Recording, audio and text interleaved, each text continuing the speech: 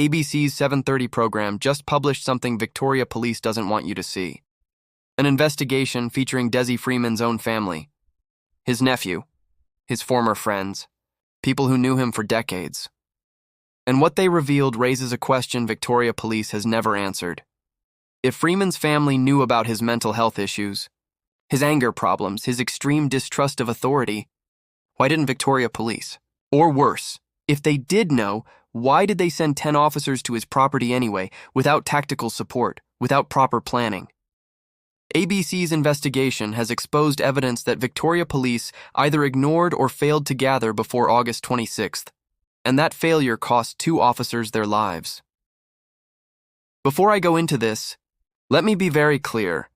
Everything I'm about to tell you comes from ABC's published investigation. I'll link it in the description. This is not speculation. This is what Freeman's family told ABC journalists. ABC interviewed Luke Philby, Freeman's nephew, and what he revealed paints a picture of someone whose issues were known to his family for years.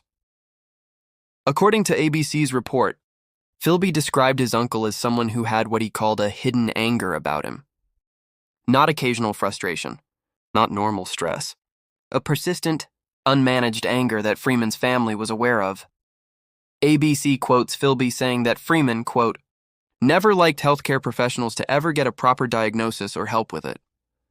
Let me repeat that. Freeman's own nephew told ABC that his uncle had observable anger issues but refused to get professional help or a proper diagnosis.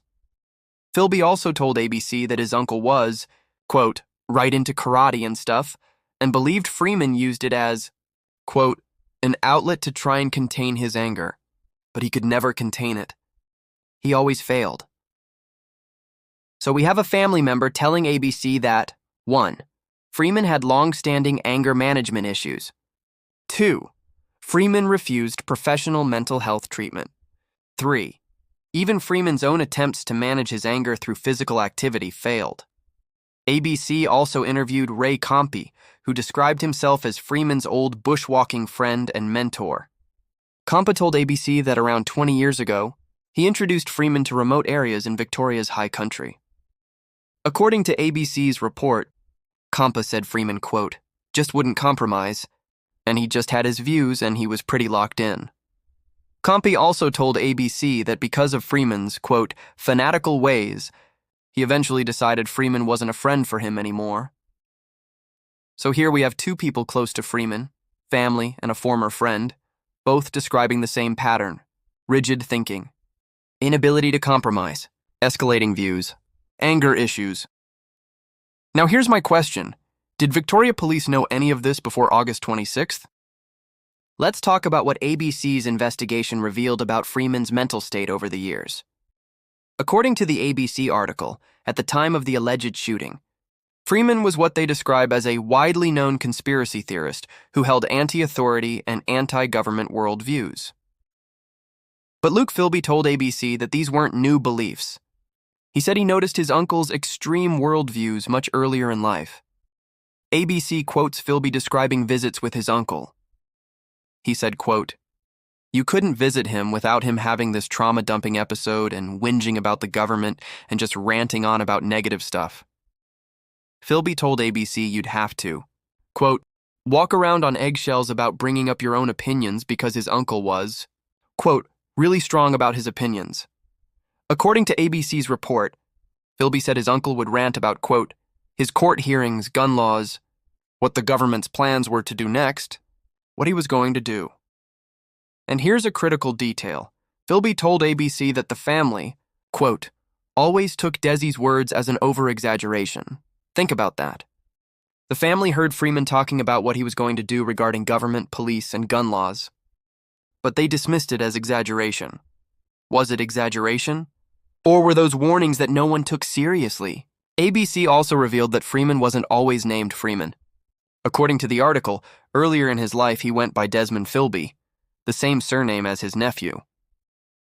Luke Philby told ABC that his uncle changed his name, quote, to start a new life after falling out with the family.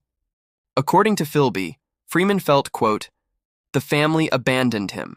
The family did him wrong. Now, I need to be clear. That's Philby's interpretation of why his uncle changed his name. Other sources have suggested the name change was related to Freeman's ideology. We don't have Freeman's own explanation. But what we do know is that someone who feels abandoned by his family, who refuses mental health treatment, who has persistent anger issues, and who holds extreme anti-government views, was living on a property in rural Victoria. And on August 26th, Victoria Police sent 10 officers there to execute a search warrant. So here's the critical question. What did Victoria Police know about Freeman's history before they planned the operation on August 26th? Let me walk through what information would have been available to police if they had done even basic intelligence gathering.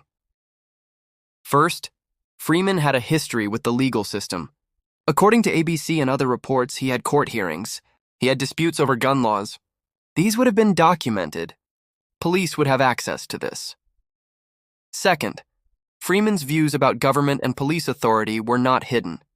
According to his own family speaking to ABC, he openly expressed these views to anyone who visited him. Third, Freeman had connections to the sovereign citizen movement. Whether he formally identified that way or not, his rejection of government authority was well known enough that media described him this way after the shooting. Fourth, Freeman had lost his gun license. But according to reports, he'd been armed for years even after losing that license. Police intelligence should have flagged this as a significant risk factor. Fifth, Freeman was living in a bus on his property with his wife. This is relevant because it tells you about his lifestyle, his isolation from conventional society, his preparation for independence from normal infrastructure. Now, did Victoria Police know all of this? We don't know because they haven't told us. But let's consider two possibilities. Possibility 1.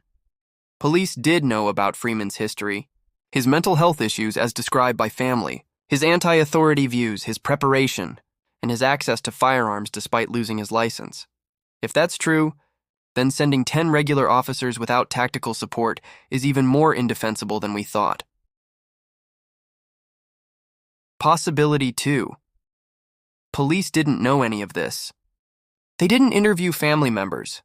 They didn't gather intelligence about Freeman's ideology or mental state. They didn't assess the risk properly. If that's true, then this is an intelligence failure of staggering proportions. Either way, Victoria Police failed.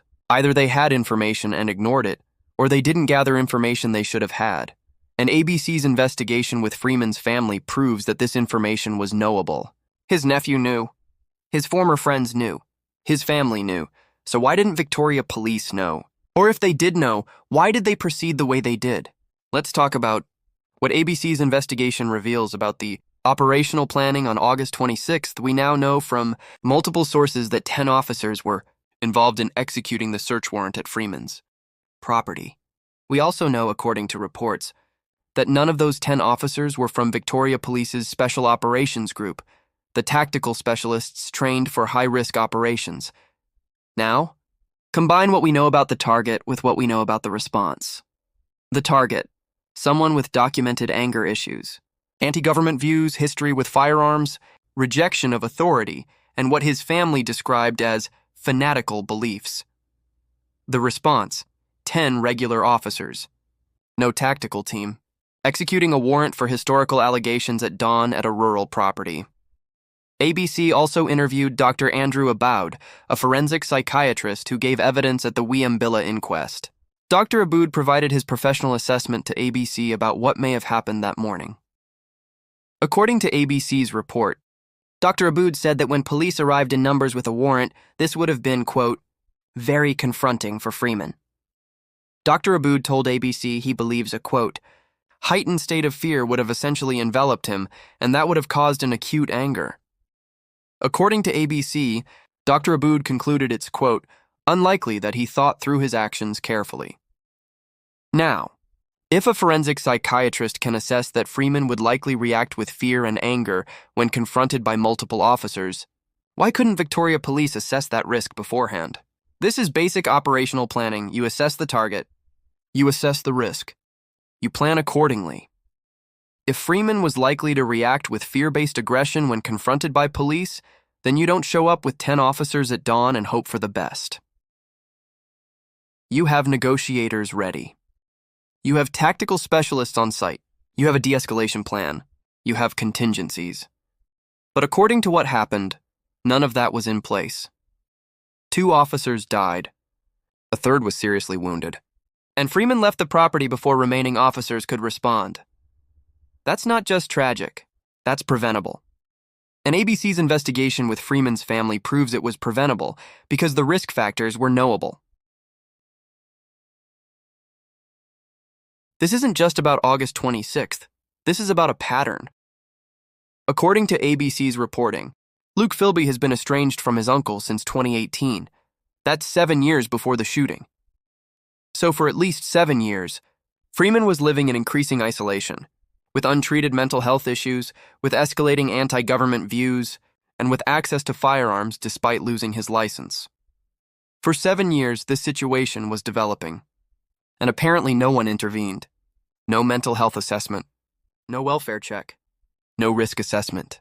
ABC quotes Philby saying that visiting his uncle meant enduring, quote, trauma-dumping episodes about government and having to, quote, walk around on eggshells about opinions. If family members felt they had to walk on eggshells, what did Victoria police think would happen when 10 armed officers showed up at his door with a warrant? And here's what really concerns me. According to ABC, the warrant was related to what police described as historic sexual offenses. Historic allegations. Not current charges. Not an ongoing threat. Historic allegations that apparently warranted sending 10 officers to someone's rural property at dawn. I'm not questioning whether those allegations should be investigated. I'm questioning whether the operational planning was appropriate for the risk. Because if you're investigating historic allegations, that means there's time to plan properly. Time to gather intelligence.